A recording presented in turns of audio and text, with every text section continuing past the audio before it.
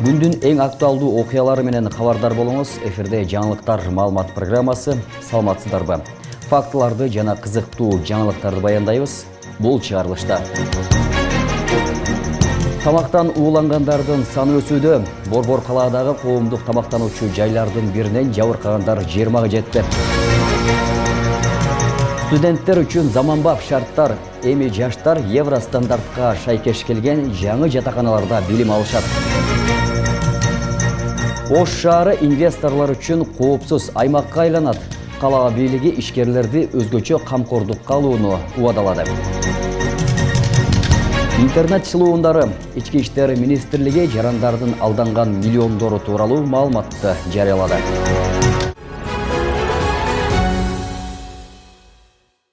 Эми ошол жана башка маалыматтардан кененирээк кабардар кылып, студияда мен Азамат Байетов. Ош шаарында жалпы 4 жогорку окуу жай бар. Анда 20 миңге жакын студент билим алат. Алардын басымдуу бөлүгү ай сайын 5 миң сомдон 10 миң сомго чейин батир ижаралап жашашат. Ал эми 4 миңге жетпеген студенттер 1 жылдык төлөмү 20 миң сом болгон жатакана менен камсыз болушкан. Буга чейин өлкө башчысы студенттер үчүн 5 миң орунду жатакана курулуп, ротациялык негизде пайдаланууга берилерин билдирген. Студенттердин жашоо шарты жана 1 айлык чыгымдары тууралуу кабарчыбыз айтып берет. Салиха Маккамбаева шаардагы жогорку окуу жайлардын биринде билим алат. Ал 2 жылдан бери батирде жашап, айына 6 миң сомдон ижара төлөйт. Батирде бардык шарттар каралып, кир жуучу машинасы, муздаткычы да бар. Буга чейин жатаканада жашап, ал жердеги шартка канааттанган эмес. Мындан улам баасы кымбат экенине карабай, батирде жашоого аргасыз болгон. Каражат төлөө үчүн сабактан кийин тамактануучу жайларда иштеп акча табат. Бул жакта жакшысы жылуу, кышында кыйналбай эле жакшы жылуу эле болуп чыкты. Анан кир машина бар, ошондой стиралка, очередь күтпөйбүз, өзүбүз каалаганда душка түшүп дегендей. Ошол очередь эмес, эң башкысы. Анан комфортный орто эсеп менен бир 30 миңдей. Ал ошол жалпы тамак аш ичкен жол кире бардык ичинде. Эми биз үчүн. Ош шаарында жалпы 50 миңге жакын студент билим алса, алардын 4 миңге жетпегени гана жатакана менен камсыз болгон. Алардын арасында Нургүл Анарбаева да бар. Ал Ош мамлекеттик педагогикалык университетинин жатаканасында жашап, 1 жылга 15 миң сом төлөгөн. Анда ар бир кабатта жуунучу бөлмө, ажаткана, ашкана жана 4төн кир жуучу машина каралган. Студенттер тамак жасоо үчүн атайын кезекке туруп, жумасына 1 жолу кир жууганга мүмкүнчүлүк алышат. Айрым учурда суунун тартыштыгы да жаралып калат дешет. Биз кир машиналарды ар жума кезек сайын пайдаланабыз. Жана ашканаларды да кезек менен пайдаланабыз. Мисалы, барсак бош эмес болуп калса, сенден кийин мен жасайм деп очередь алып коебуз. Анан жатаканабыз саат 10да жабылат. Бул биз үчүн жакшы деп ойлойм, себеби биздин жоопкерчилигибизди алып, саат 10да жабышат. Деген менен жатаканаларда студенттердин коопсуздугу тыкыр көзөмөлдө. Түнкү саат 22:00дөн кийин кирип чыгууга чектөө коюлган. Мындан сырткары студенттер үчүн китепкана, окуу залдары жана спорттук аянтчалар да каралган. Учурда Ош мода 1600, Ош технологиялык университетине 420, Кыргыз-Өзбек жана мамлекеттик педагогикалык университетине 700гө жакын студент жатаканада жашайт. Окуу жайлардын жатаканаларына биринчи кезекте алыскы райондордон келген жана социалдык жактан муктаж студенттер кезексиз кабыл алынат. Мамлекеттик университетинде жалпы жатаканалардын саны 8 корпус, ал эми орундардын саны 1600гө жакын орун бар. Ар бир жылы студенттер узак райондордон келген. Ошондой эле мезгилде майыптыгы бар студенттер үчүн ыңгайлуу орундар жана үй бүлөлүк шарты туура келбеген студенттер үчүн биринчи кезекте кезексиз. Жатаканага келгенде алар өзүнүн мүмкүнчүлүгү жаша төлөйт. 15 миң жылына 15 миң бекитилген. Ал эгерде мүмкүнчүлүгү болгон болсо бир төлөйт, анан болбосо жарымдан төлөшөт студенттер. Ал эми аярлуу катмарларга, мындай бир өзгөчөлөнгөн балдарга биз жатакананы бекер беребиз. Студенттердин көпчүлүк бөлүгү жатаканага документ тапшырууга үлгүрбөй калып, батирде жашоого аргасыз болушат. Ал эми айрымдары жатакана арзан болгону менен шарттары жетишсиз деген пикирде. Шарты негизи жакшы, бирок ушул корпат маселеси бир аз кыйынчылык туудурат. Себеби бизде корпатка акча төлөө ай сайын кошулуп кетет да. Негизи биз мурда 3000 төлөчүбүз, азыр бара көтөрүлүп жатып уже 4000 төлөп баштадык. Жатаканалар кээде ызылдап ушундай болуп кетет да. Мисалы бирөө тынчын алып коет да. Ошол нерсеси жаман. Анан аралаштырып эле мисалы 4-кабатта жалаң кыздарды жашатса болот да. Анан бирок бизде андай эмес. 4-кабатта балдар дагы кыздар дагы бөлмөлөрү аралаш. Мен ушу жатаканада жашайм, Огипин жатаканасында жашайм. Огипин жатаканасында жашоо жакшы. Условия зыңкы эле, шарттары жакшы. Квартирага караганда арзаныраак.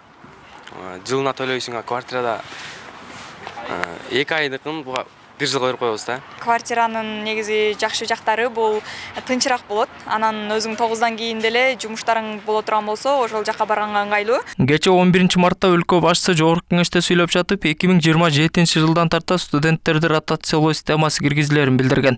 Анда жыл сайын түндүктөгү студенттер түштүктө, ал эми түштүктөгү студенттер түндүктө билим алышат. Эмдиги жылы студенттерди дагы ротация кылабыз. Мисалы, жалпы 10 000 бюджеттик орун берет экенбиз. Ошонун 5 000 түндүккө, 5 000 түштүккө беребиз дагы. Студенттерди толук ротация кылабыз. Түндүктүк студенттер түштүктөн барып окуйт, түштүктүктөр түндүктөн келип окуйт. Буга чейин эл өкүлү Салтанат Аманова дагы студенттерди жатакана менен камсыз кылуу маселесин көтөргөн. Ал өз студенттерин жатакана менен камсыздай албаган окуу жайлардын лицензиясын алуу сунушун берген.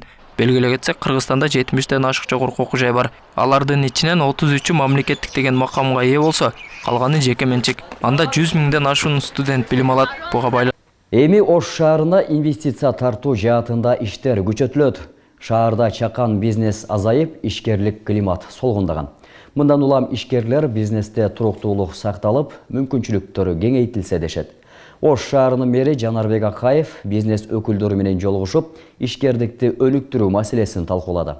Анда атайын ишкерлерди колдоо максатында инвестициялык аянтча түзүлүп, документтерди даярдоодо жана долбоорлорду ишке ашырууда жардам көрсөтүлөрү белгиленди.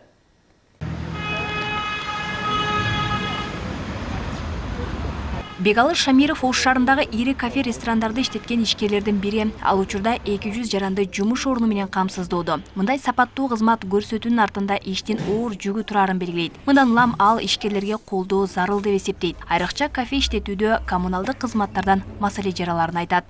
Жанагы сностор болду, 1-2 точкабыз кетти. Кээ биркилерде парковка деп жабылды.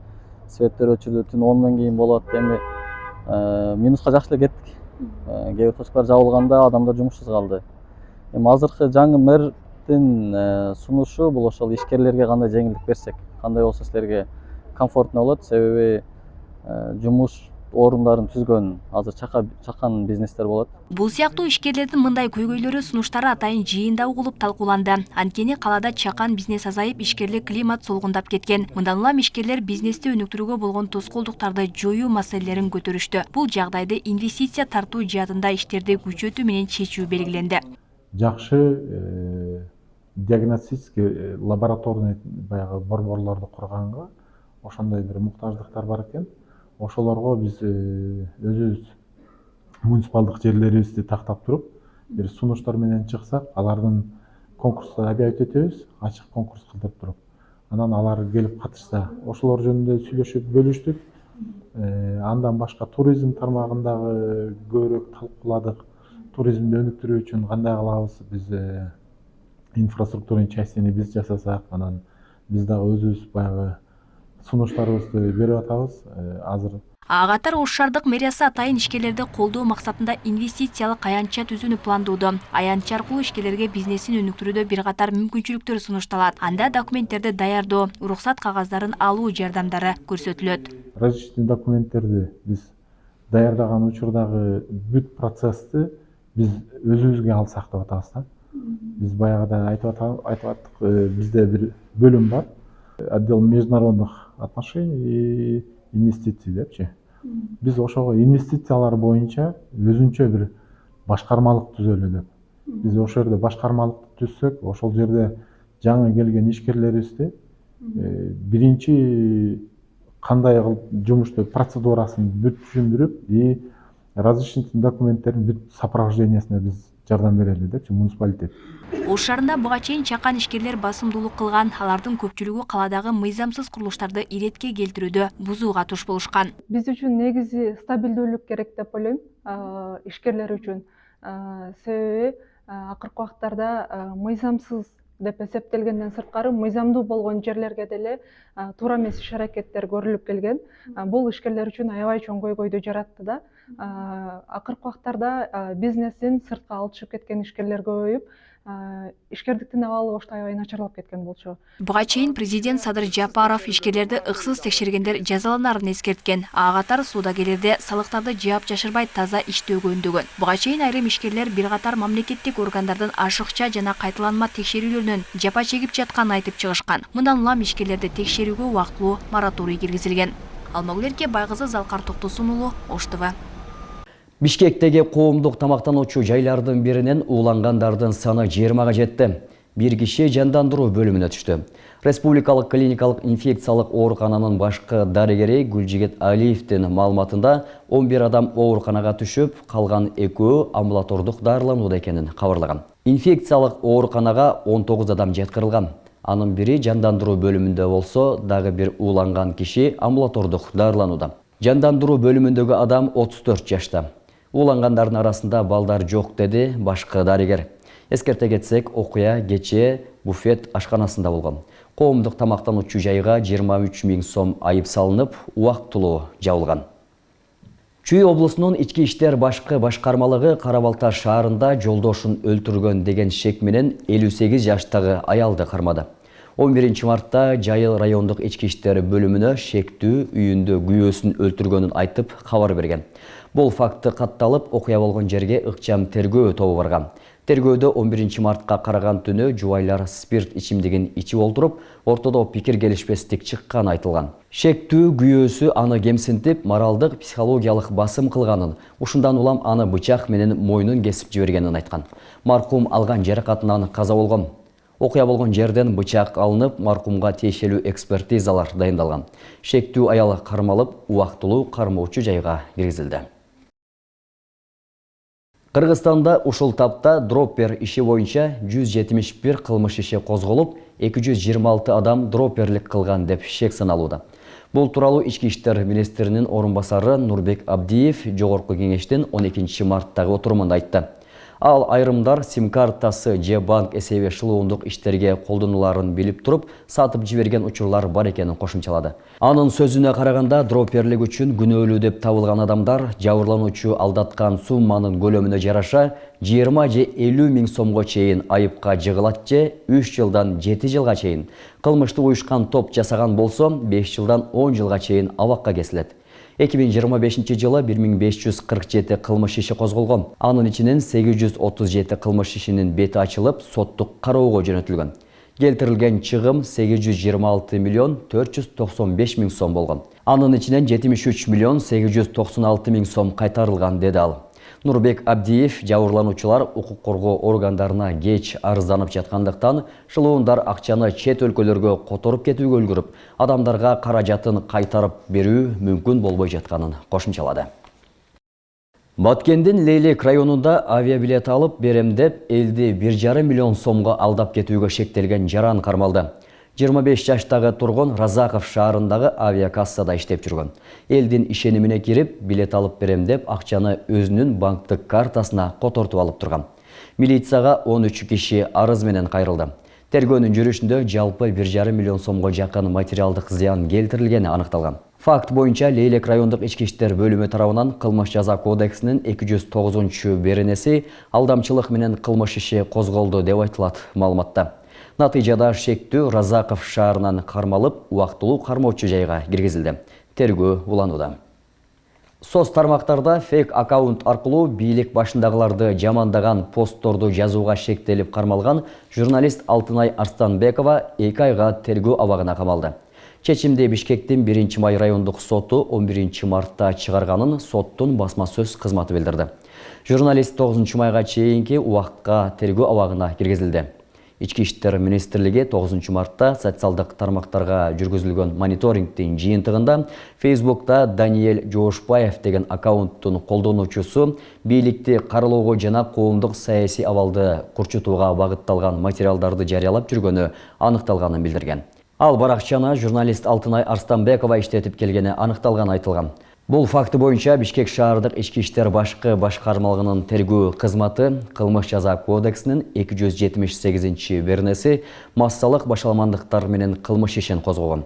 Милициянын маалыматына караганда 10 мартта Арстанбекованын үйүндө тинтүү жүргүзүлүп, уюлдук телефондор, планшеттер, ноутбуктар, видеокамера, документтер алынган. Ал 11 мартта убактылуу кармоочу жайга камалган.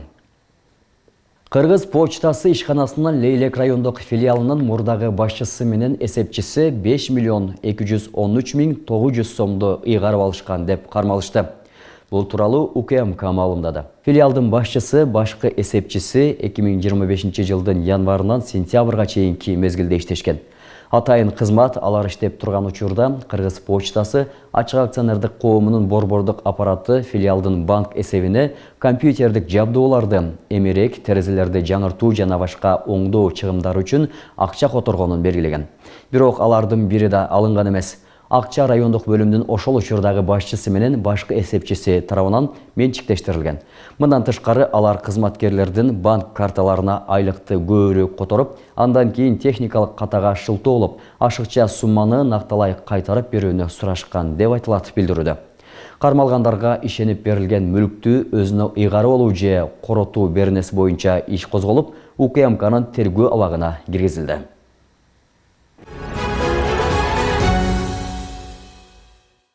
Кыргызстан Кытайдын жарандарына визасыз режимди биринчилерден болуп киргизүүгө макул эмес. Бул эки тараптуу болушу керек. Тышкы иштер министринин орун басары Алмаз Имангазиев биздин талап приоритеттүү. Ал Кытайдан да, Кыргызстандан да визасыз режимди бир маалда киргизүү керек деди.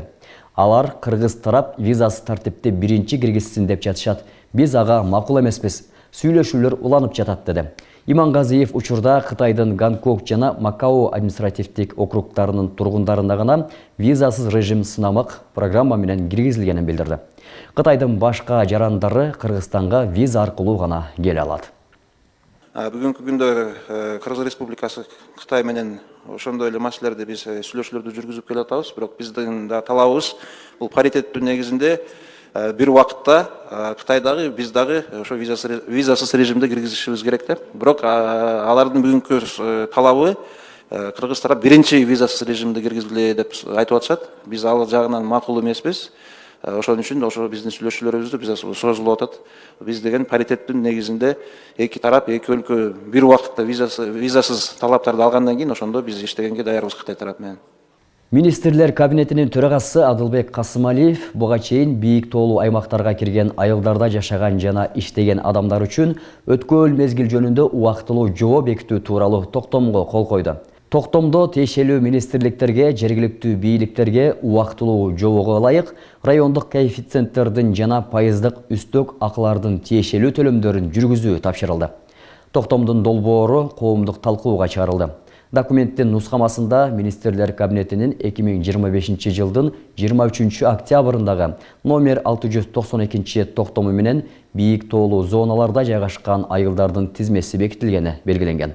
Ага ылайык Кыргыз өкмөтүнүн 1997 жылдагы номер 377 токтому менен бекитилген айылдардын тизмесинен 34 айыл чыгарылган. Министрлер кабинети калктын жашоо деңгээлинин кескин төмөндөшүнө жол бербөө жана социалдык адилеттүүлүк принциптерин сактоо максатында өткөл мезгил сунуштоодо. Убактылуу жобо күчүндө кезинде аталган айылдарда туруктуу жашаган жана иштеген жарандар кошумча акы жана коэффициент алуу укугун сактап калат. 11 мартка карата аз камсыз болгон жаш балалуу үй бүлөлөрдөн социалдык келишим долбооруна 1825 арыз келип түштү. Эмгек, социалдык камсыздоо жана миграция министрлигинин маалыматына караганда, алардын ичинен 607 үй бүлө менен келишим түзүлдү. Келишимдердин жарымынан көбү айыл чарба багытында ишкерлик кылууга багытталган. Министрлик аталган келишим боюнча арыздарды кабыл алуу уланып жатканын кошумчалады. Аз камсыз болгон жана жакыр үй бүлөлөргө жардам берүүгө багытталган социалдык келишим программасы 2022 жылдан бери иштеп келатат. Бул аралыкта Долбоор алкагында 48557 үй бүлө менен социалдык келишим түзүлдү. Жогорку кеңеш борбордук шайлоо комиссиясынын мүчөлөрүнүн санын 12ден 8ге азайтуу боюнча мыйзам долбоорун биринчи окууда колдоду. Документке ылайык БШКнын 8 адамдан турган курамы 5 жылга шайланат жана анын 4-өөнү президент, калган 4-өөнү жогорку кеңеш көрсөтөт. Мыйзам долбоорунун демилгечилеринин бири депутат Нурбек Сыдыгалиев долбоор чыгымды азайтуу жана бош шайкомдун ишин ыкчам алып баруу үчүн иштелип чыкканын айтты. Ал БШКнын 12 мүчөсү чогулбай, кворум болбой калган учурлар бар экенин билдирди. БШКнын төрагасы Тынчтык Шайназаров буга чейин эгерде бош шайкомдун мүчөлөрүнүн саны кыскартылса, 2 миллион сомдун тегерегинде каражат үнөмдөлөрүн айткан. Мыйзам долбоорун депутаттар Талант Мамытов, Акылбек Түмөнбаев, Дастан Жумабеков, Нурбек Сыдыгалиев жана Таалайбек Масабиров жазган. БШКнын азыркы курамы 2021 жылы июнда бекитилген. Бишкек-Ош жолундагы көзөмөл камералары апрель айынан тарта ишке кирет. Бул тууралуу Ички иштер министринин орун басары Октябрь Урманбетов жогорку кеңештин жыйынында билдирди. Анын айтымында трассага 266 камера орнотулуп жатат. Иш аягына чыгып калды. Жол кырсыгынын негизги себеби айдоочулардын ылдамдыкты ашырышы. Камералар ошол кырсыктарды азайтуу максатында орнотулууда, деди Урманбетов. Өлкө аймагынан алынган кабарлар азырынча мынаушулар. Күндүн жаңылыктарын өткөрүп жибербөө үчүн бизге жазылууну унутпаңыз. Instagram, Facebook, YouTube'да да барбыз. Официалдуу сайтыбыз Ош ТВ-KG. Маалымат айдыңында жолушканча аман туруңуздар.